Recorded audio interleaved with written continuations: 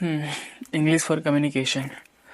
इसके लिए कोई दूसरी वीडियो नहीं आएगी, इसके लिए कोई 8 इंपॉर्टेंट क्वेश्चंस नहीं आएंगे, इसके लिए अभी से कोई यूनिट वाइज क्वेश्चंस नहीं आएंगे। जो है यही है, क्योंकि इंग्लिश फॉर कम्युनिकेशन बहुत ईजी है।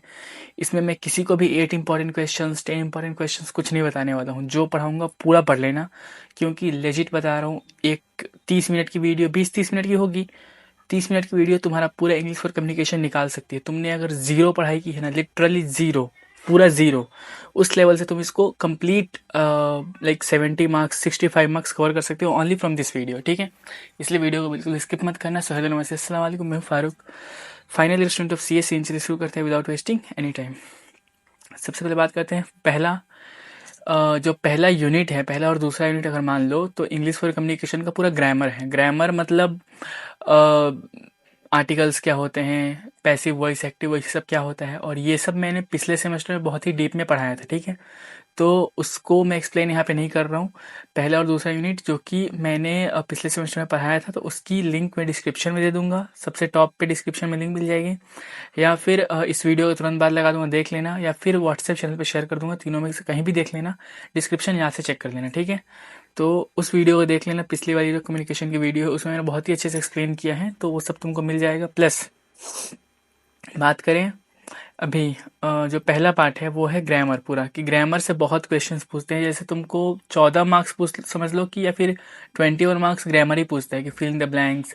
कोई एक सेंटेंस दे देगा और उसमें ए इज आर क्या फिल हो सकता है, एंड कौन सा परफेक्ट सेंटेंस वहाँ पे फिट होगा, कौन सा परफेक्ट फ्रेज फिट होगा, यही सब पूछता है। पैसिव वॉइस से एक्टिव वॉइस में कन्वर्ट करने के लिए पूछता है। देन सिनोनिम्स एनोनिम्स ये पूछता है कि लाइक किसी एक वर्ड, जैसे बिग, बिग का मतलब बिग भी होता है, लार्ज भी होता है, एंड फुल साइज, ऐसे बहुत सारे वर्ड्स बोल सकते हैं एक ही वर्ड के लिए। पर्यायवाची शब्द जिसको बोलते हैं, वही सब चीज़ें पूछता है इसमें, एंड उसी को बस बना बना के लिखना होता है। तो ये सब बहुत बेसिक्स हैं, वर्ब्स एंड ऑल, तो ये सब मैंने ऑलरेडी पढ़ा रखा है, देख लेना। उसके बाद टॉपिक 2 से बात करेंगे। ठीक है, दूसरे टॉपिक से, process of communication. I know पिछले टॉपिक में तुमको थोड़ा बहुत कन्फ्यूजन हुआ होगा, बट डोंट वरी, लास्ट में उसका सोल्यूशन मैं बता दूंगा। फिलहाल अभी यहाँ से देखो, दूसरा टॉपिक प्रोसेस ऑफ कम्युनिकेशन। ये क्वेश्चन खुद में बहुत इंपॉर्टेंट है, बहुत बार पूछता है, बहुत बार 14 मार्क्स से पूछ देता है। बेसिकली कम्युनिकेशन का प्रोसेस क्या है, अगर तुम किसी से बात करोगे तो उसका प्रोसेस क्या है, वही डिस्कस करना है बस। ठीक है, पॉइंट्स देखो देखो मैंने क्या किया है। सबसे पहले ऊपर इंग्लिश में उसको समझा के लिखा है, कि हिंदी प्लस इंग्लिश मिक्स, कि उसको तुम देख के पढ़ के समझ सकते हो कि वो है क्या एक्चुअल में।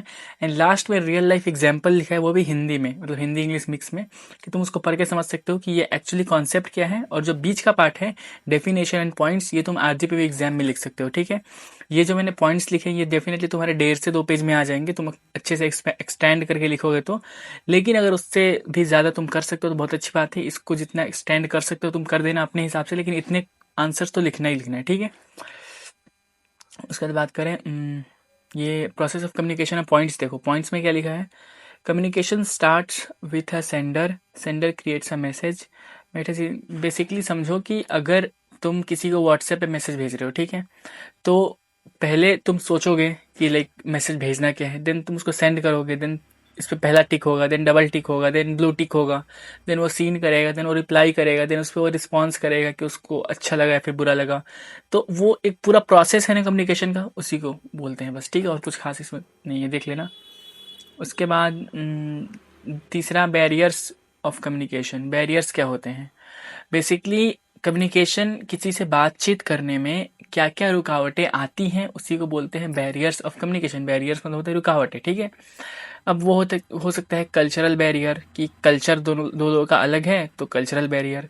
लैंग्वेज बैरियर, दो लोगों का लैंग्वेज अलग है तो लैंग्वेज बैरियर। जैसे मान लो कि कोई इंसान अगर गुजरात या फिर अलग सिटीज़ में जाके रहता है, जो कि स्टार्टिंग से उसको लैंग्वेज नहीं पता है, तमिल एंड ऑल वो सब, तो उसके लिए वहाँ पे जाके सर्वाइव करना थोड़ा सा मुश्किल होगा, क्योंकि वहाँ पे कल्चरल बैरियर है, तो कम्युनिकेशन मुश्किल हो जाएगी। ठीक है, कोई इंसान अगर फॉरेन से आता है तो उसको हिंदी समझ में नहीं आती, उसको इंग्लिश आती है, तो ओनली हिंदी अगर लोग बात करेंगे तो उसके लिए वो एक बहुत बड़ा प्रॉब्लम हो जाएगा, वो लैंग्वेज बैरियर हो जाएगा। कोई इंसान बहुत बचपन से लाइक अगर हिंदू फैमिली में पला बड़ा है, बहुत ही अच्छे तरीके से वो ग्रो अप हुआ, लेकिन उसने कभी मुस्लिम वेडिंग्स को अटेंड नहीं किया, तो वो अगर किसी मुस्लिम वेडिंग में पहली बार जाएगा तो उसके लिए थोड़ा सा नहीं, बहुत सारी चीज़ें लाइक डिफरेंट लगेंगी। ये क्या हो रहा है, ये क्या हो रहा है, ये क्या हो रहा है। तो वो है कल्चरल बैरियर कि उसको उनके कल्चर के बारे में नहीं पता है, तो उसको बोलते हैं कल्चरल बैरियर। ऐसे बहुत सारे बैरियर्स होते हैं। पॉइंट देखो यहाँ पे, तो सबसे पहला पॉइंट देखो, physical barrier. Physical barrier means तुम किसी से बातें कर रहे हो एंड बहुत ज़्यादा साउंड बॉक्स बज रहा है बगल में ही, किसी की शादी हो रही है, कोई फंक्शन चल रहा है, बहुत साउंड आ रहा है, तुम उसकी बातें सुन ही नहीं पा रहे हो, तो इसको बोलते हैं फिजिकल बैरियर कि वहाँ पे एग्जैक्टली पॉइंट पे बैरियर आ रहा है, ठीक है। उसके बाद लैंग्वेज बैरियर, जो मैंने अभी समझा दिया, लैंग्वेज डिफरेंट होती है। साइकोलॉजिकल बैरियर कि लाइक अगर किसी इंसान से तुम बात कर रहे हो एंड वो बहुत ज़्यादा डिप्रेस्ड है, वो लाइक ब्रेकअप के थ्रू गुजर रहा है, या फिर बहुत सारे रीजंस हो सकते हैं, तो वो एक किसी फेज से गुजर रहा है, ठीक है। अब तुम उसको कुछ भी बोलोगे, कितना भी समझाओगे, भाई ऐसा कुछ होता है लाइफ में, है होता है, सबकी लाइफ में होता है, ठीक है, नॉर्मल है, लेकिन उसको वो चीज़ समझ में नहीं आ रही क्योंकि वो साइकोलॉजिकली प्रिपेयर्ड नहीं है, वो बहुत डिप्रेस्ड है, तो उसको बोलते हैं साइकोलॉजिकल बैरियर, ठीक है। उसके बाद कल्चरल बैरियर कि जो कल्चर डिफरेंट होता है लोगों का। उसके बाद है सिमेंटिक बैरियर कि लाइक तुमने किसी को कोई बात बताई एंड वो उसको मिसअंडरस्टूड करके कुछ और समझ गया, उसने कुछ और ही उसका पल्ले पड़ गया, तो उसको बोलते हैं सिमेंटिक बैरियर, ठीक है। उसके बाद टेक्निकल बैरियर कि तुम किसी से वीडियो कॉल पे हो एंड नेटवर्क एरर आ रहा है या फिर वाईफाई सही से नहीं चल रहा है, तो उसको बोलते हैं टेक्निकल बैरियर, ठीक है। ऐसे बहुत सारे बैरियर से देख लेना। उसके बाद fourth one is resume, CV and job application. Resume, CV, job application सबका कॉन्सेप्ट सेम होता है। बेसिकली एक शीट ऑफ पेपर, एक पेज जिसके अंदर तुम्हारी सारी इन्फॉर्मेशन होगी कि तुम्हारा नाम क्या है, तुम्हारे पापा का नाम क्या है। पापा का नाम तो फिर भी हटा दो, मतलब वहाँ पे नहीं रहता है, हटाना नहीं है, ठीक है, हमेशा रखना साथ में। लाइक उसमें तुम्हारी सारी इन्फॉर्मेशन रहेगी कि तुम कहाँ से बिलोंग करते हो, तुम्हारा नेम क्या है, देन तुम्हारे पास कौन कौन सी स्किल्स हैं, तुम पहले कहाँ पे जॉब करते थे, तुम क्या क्या कर सकते हो, बहुत सारी चीज़ें जो भी कंपनी को रिक्वायरमेंट्स रहती हो तो उसमें से पिक कर लेंगे, ठीक है। तो उसको बोलते हैं रिज्यूमे, जॉब एप्लीकेशन या फिर सीवी। उसके बाद उसके सारे पॉइंट्स पढ़ लेना यहाँ पे। उसके बाद बात करें रिपोर्ट राइटिंग। रिपोर्ट राइटिंग क्या होता है, इसका एग्जाम्पल तो मैंने बहुत ही लाइक जल्दी दिया था, मेरे को रिकॉल हो रहा है। अच्छा हाँ, लाइक 4-5 दिन पहले टेक्निकल कम्युनिकेशन का लाइक पेपर था तुम लोगों के सीनियर्स का, तो उनका तो पूरा कॉन्सेप्ट ही सेम यही है।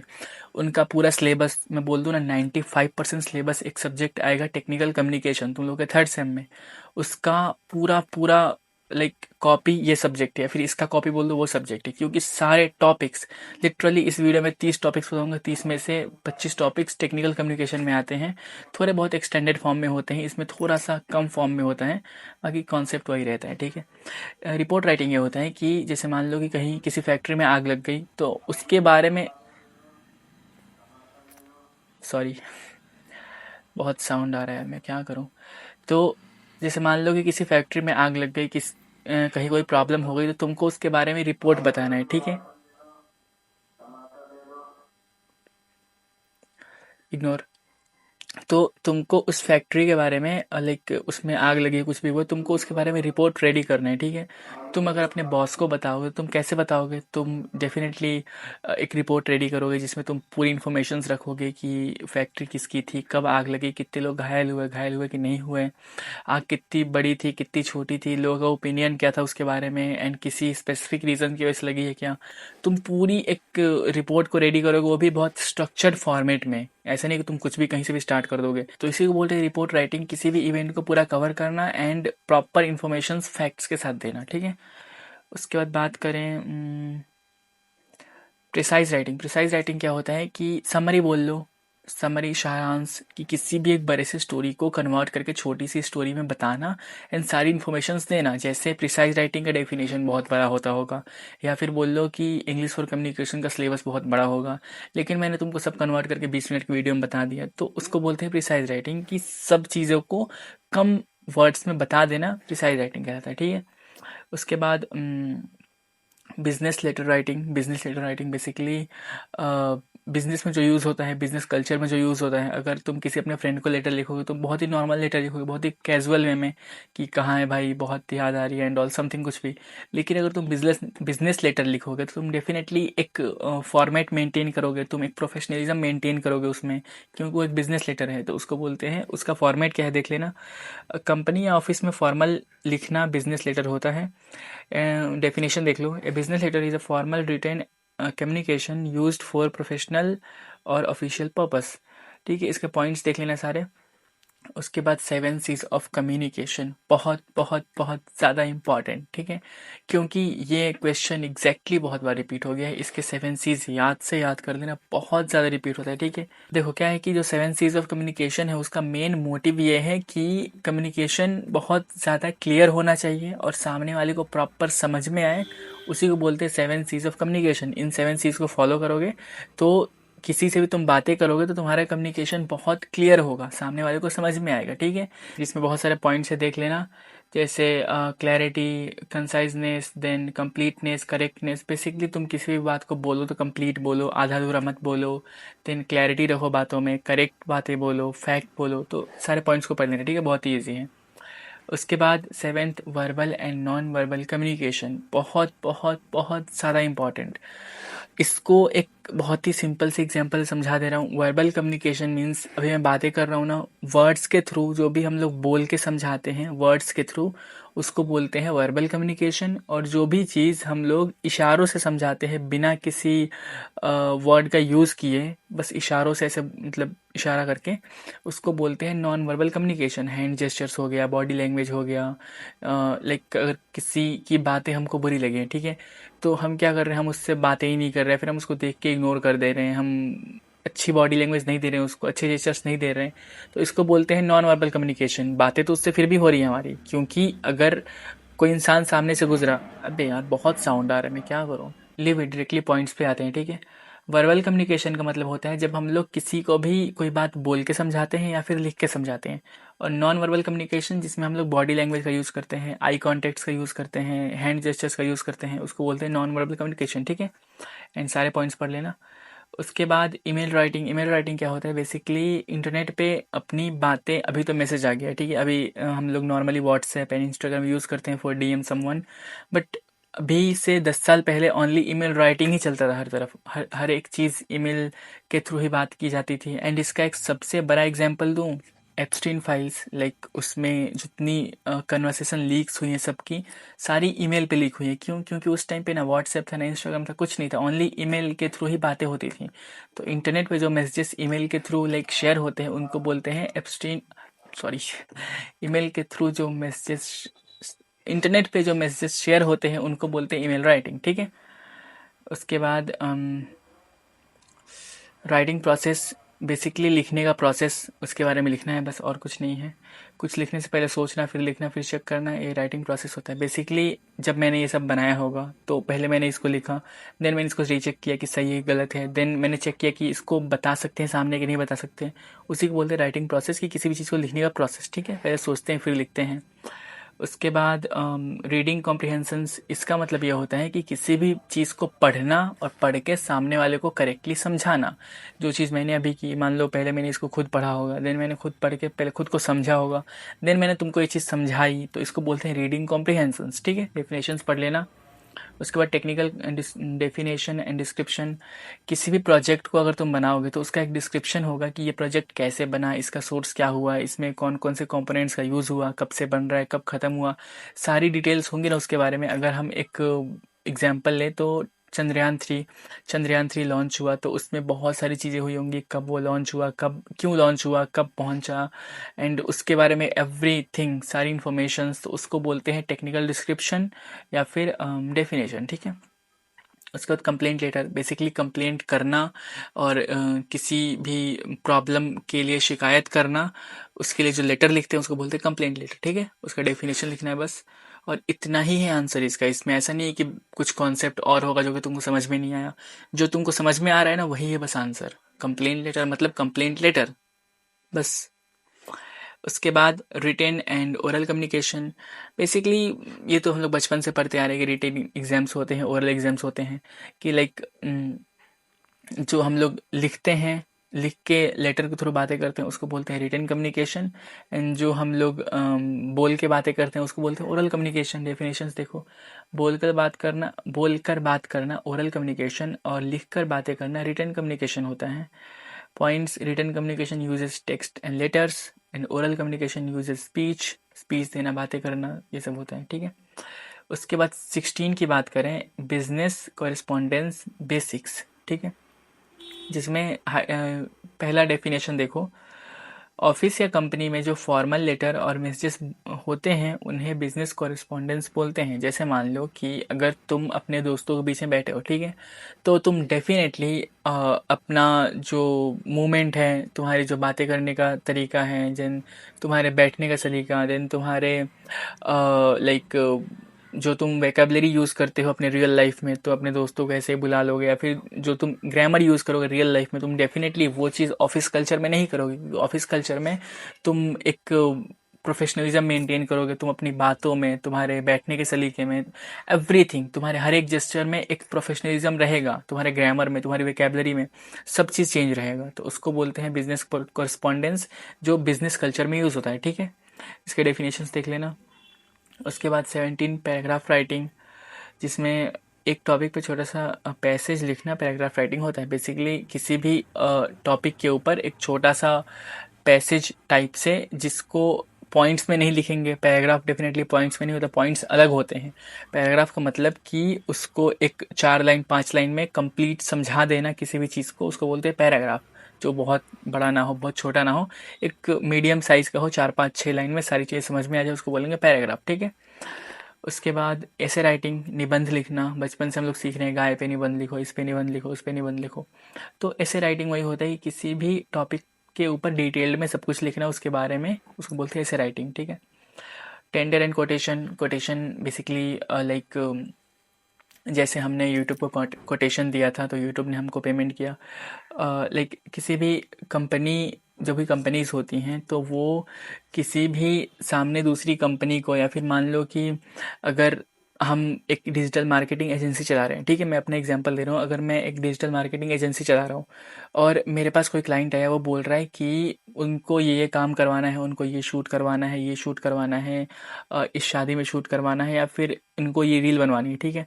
तो अगर उनको जितनी चीज़ें हैं एंड वो मेरे को है कि मैं कर सकता हूँ वो चीज़, तो डेफिनेटली वो मेरे से पूछेंगे कितना पैसा होगा इसका। तो मैं उनको एक एक करके तो नहीं बताऊंगा ना कि भाई इसका इतना रुपए लगेगा, इसका इतने रुपए, ओवरऑल इतना हो जाएगा। वो कुछ नेगोशिएट करेंगे, हम कुछ सामने बोलेंगे, ऐसा बिल्कुल नहीं होता प्रोफेशनलिज्म में। तो मैं क्या करूँगा, मैं एक कोटेशन शेयर कर दूंगा कि ये मेरा कोटेशन है, जिसमें मैं रील्स का इतना चार्ज करता हूँ, एक्स्ट्रा बैटरीज का इतना चार्ज करता हूँ, इतने घंटे के लिए इतना चार्ज करता हूँ, कितने लोग होंगे, तो सारी चीज़ें मैं बता दूंगा उसमें, ठीक है, कि कितना कितना क्या क्या पैसा लगता है, क्या क्या चार्जेस हैं।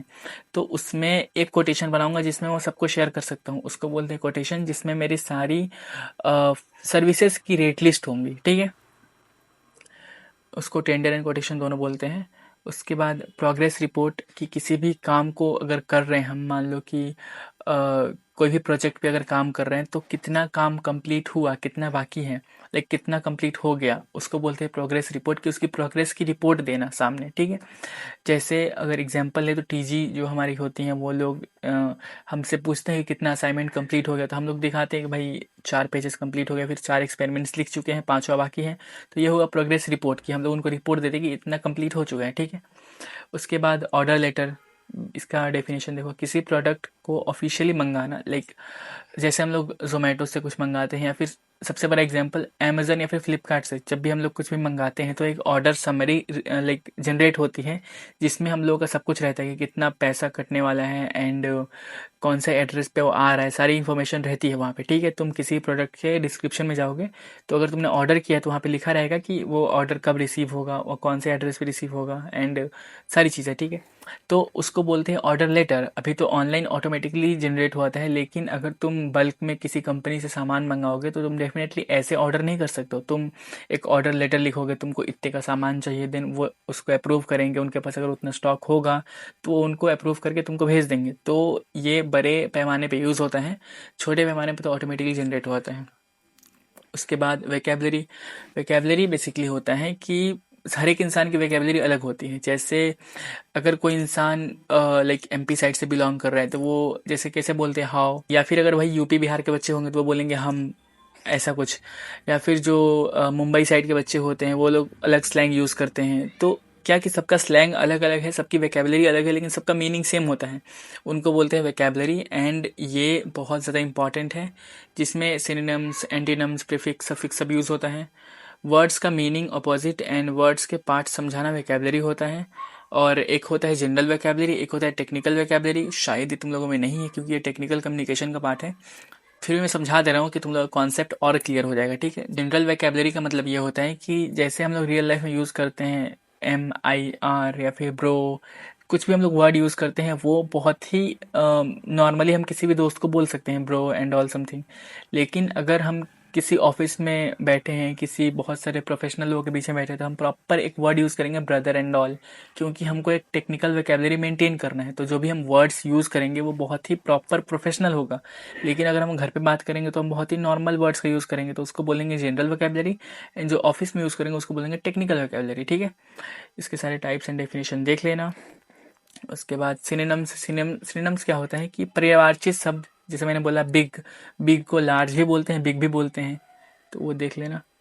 उसके बाद नोटिस राइटिंग, बेसिकली नोटिस लिखना। किसी भी कॉलेज में नोटिस तो बहुत सारे होते हैं ना कि ये एग्ज़ाम आज डिले हो गया, एंड कौन से बच्चे कहाँ पे बैठेंगे, सीटिंग अरेंजमेंट्स होता है। तो सीटिंग अरेंजमेंट एक तरह से नोटिस ही है कि तुमको सब लोगों को इन्फॉर्म करना कोई इन्फॉर्मेशन, उसको बोलते हैं नोटिस राइटिंग। उसके बाद ख़त्म हो गया, इतना ही था।